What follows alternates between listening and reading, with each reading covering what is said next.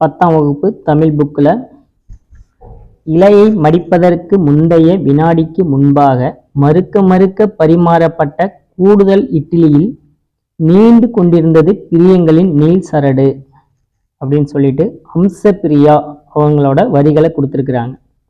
நமக்கு இப்போ இதை டிஎன்பிஎஸ்சியில் இதில் ஏதாவது ஒரு லைனை கொடுத்துட்டு நமக்கு யாருடைய வரிகள் அப்படின்னு கேட்டாங்கன்னா எப்படி ஞாபகம் வச்சுக்கலாம் அப்படின்னு பார்த்தோம்னா, இலைய மடிச்சா அம்சமா இருக்கணும், இலைய மடிச்சா அம்சமா இருக்கணும். இது நமக்கு ஒரு ஷார்ட்கட் தான்.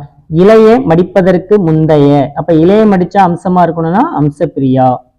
அது போல கூடுதலா இட்லி கொடுத்தா அம்சமா இருக்கும், கூடுதலா இட்லி கொடுத்தா அம்சமா இருக்கும் அப்படின்னா பரிமாறப்பட்ட கூடுதல் இட்லியில் அப்படிங்க போல நம்ம ஷார்ட்கட் வச்சு ஞாபகம் வச்சுக்கலாம்.